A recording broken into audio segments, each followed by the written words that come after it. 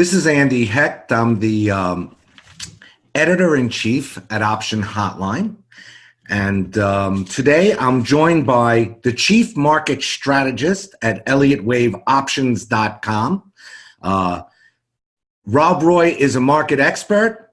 He's a former pro golfer and he's an educator. I've seen him speak several times and he does a great job explaining his philosophy and how he looks at markets and what's affecting markets. So welcome, Rob. How are you? Good, Andy. How are you? I'm doing great today. So why don't we start this off? Why don't you tell the listeners to this podcast a little bit about your philosophy when it comes to markets across all asset classes? Sure. And first of all, thanks for having me. I appreciate the opportunity to be here. And I think that my journey has brought me to the philosophy that I currently have. And just to go real quick over there, you mentioned that I was a former golf professional, and I did that for nearly 13 years. I moved into the world of finance simply because a lot of times people say, well, why would you leave being a golf pro? Well, I wasn't a tour player. I was a club pro, and it involved a tremendous number of hours, and I wanted a career that would allow a little more free time. And I was always interested in how the markets worked, so I became a financial advisor, fully licensed, did all that kind of stuff. And then through my education and becoming a financial advisor, I understood the world of options. I was introduced to them, and so I decided that that was something that I wanted to pursue. It made sense to me. I felt they were misunderstood, that the risk could be managed, not this, options are risky stuff. You can actually manage the risk involved with options even better than you could with owning an individual stock. So I began the world of trading options. Well, as I had progressed into becoming a financial advisor, my transition from being a golf pro to the world of finance, all the training, everything was done on fundamentals, analyzing the company, looking at the base fundamentals, which I still think is important. But over time, what I began to realize is markets move on fear and greed, supply and demand. So supply and demand driven by that fear and greed is what moves the markets. And if you look at how stocks are priced, they're not priced based on the fundamentals, right? I mean, you agree with me, Andy, right? I mean, there isn't a model that shows if your fundamental situation is this, if your multiple is X, and the earnings per year, quarter over quarter is Y, then boom, your stock trades at this price. The stock trades based on what happens in the market on a day-to-day basis. And that's supply and demand driven by fear and greed. So that's my philosophy on the markets, is that's how they move. So what's the best way to analyze that?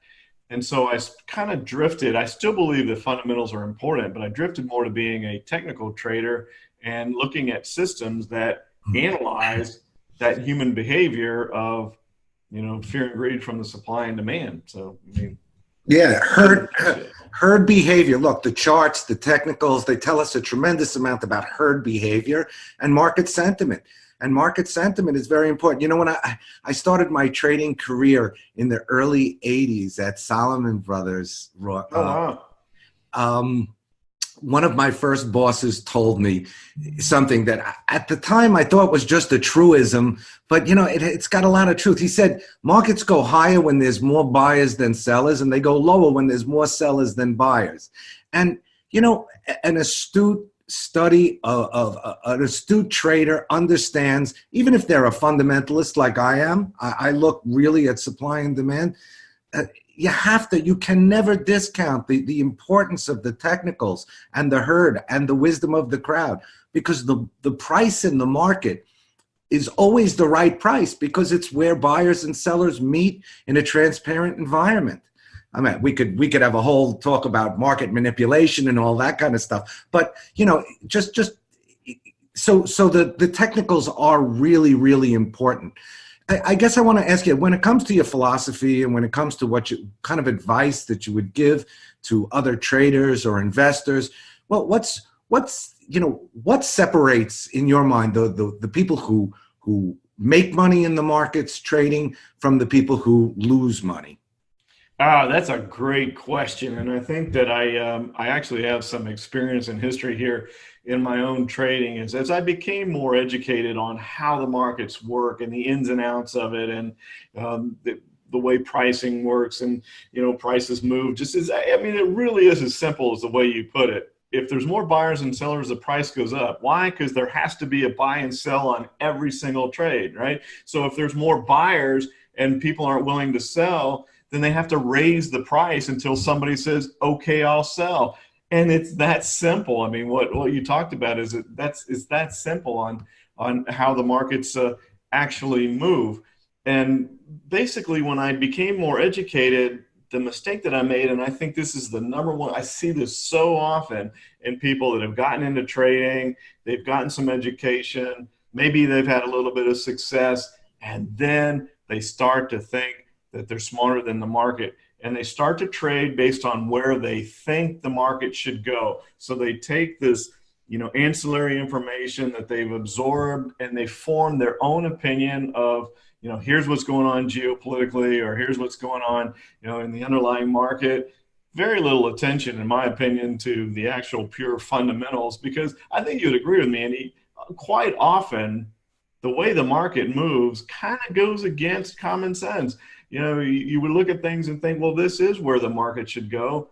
But the market rarely does that. The market goes, in fact, in most cases, it goes the opposite direction of where the masses think it should go. But the number one mistake that I think traders make is by trading based on where they think the market should go rather than listening to the market. And that's when I moved from being just an ordinary trader where I'd make some money and lose some money, make some money, lose some money, to just saying, you know what?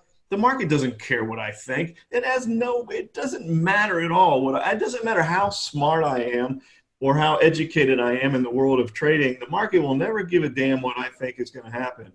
So until you get rid of your ego and just start to listen to what the market's telling you and trade according to that, whether or not it goes in lockstep with what you think should be happening, makes no difference. But when you get to the point where you listen to the market and you trade according to what the market is telling you, now you're in a position to achieve success. And if you manage your risk properly, you can make money in the markets, and you can make a lot of money in the markets. But boy, if you have any sort of an ego, the market will slap you down and remind you who's boss over and over and over again until you finally get the message.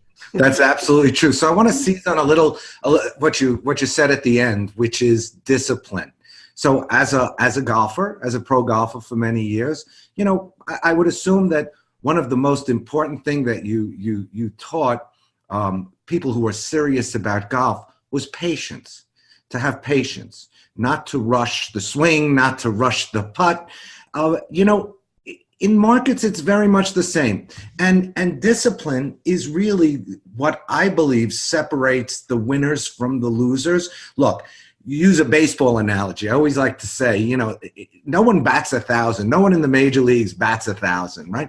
If you're batting over 300 for your whole career, you have a pretty good chance of getting into the Hall of Fame. Trading's the same way. You're not going to get it right all the time. You're going to get it right 50% of the time.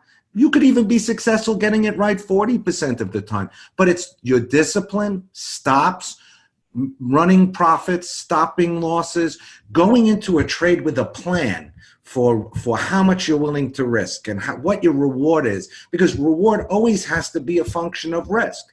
So, so discipline, I think, is probably the most important thing, because we're all going to get it wrong. Would you agree?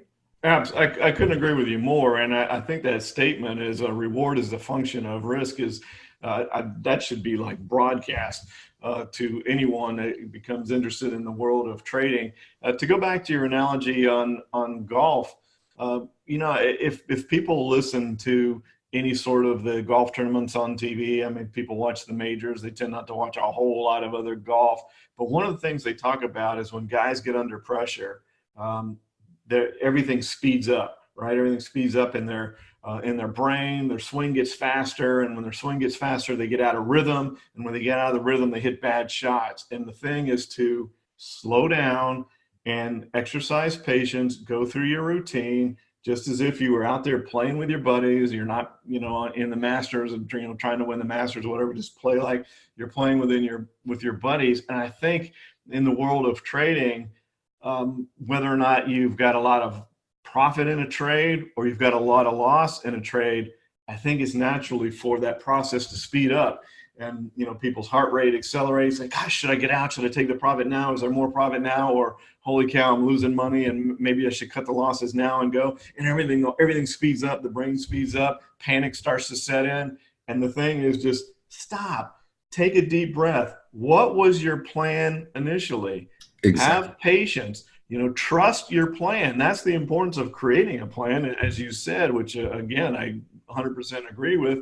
And just relax and take a step back, because when you get into panic mode, you make mistakes, and you start to make those mistakes and they compound, and then you start chasing, right? You've had some losses, and now you're telling, oh, I got to get that money back. And then you start thinking, oh, what the things I could have done with that money that I've lost. And you start chasing things, and now things speed up even more. Just step back, create your trading plan before you get into a trade. Just relax and exercise your plan, and whatever happens, happens. But when you start to do that, and you become, the word you use, disciplined to execute your trading plan, now you're in a point where you can actually be successful in making money. And I think that, the comment that you made is really true. You can be right 40% of the time, to use your number, and still be successful as a trader and make money trading. I think a lot of people would kind of be like, what? But it's true. It's all risk management. And gosh, that comment is reward is a function of risk.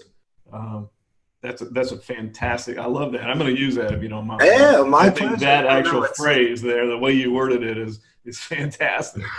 Well, thank you. Well, look, it's markets are difficult, and patience is important. And one thing that I would add is that when you're in a trade, you always have to remember that you're long and short at the last tick on the screen. A lot of people make the mistake of saying, oh, I'm long or I'm short at the execution price. Well, the execution price, that's history. You have to keep testing yourself over and over again. My original thesis that made me buy this stock or this commodity or this foreign exchange instrument or this bond was X. Do I still believe it at the current price? You have to kind of continually test yourself. Right. So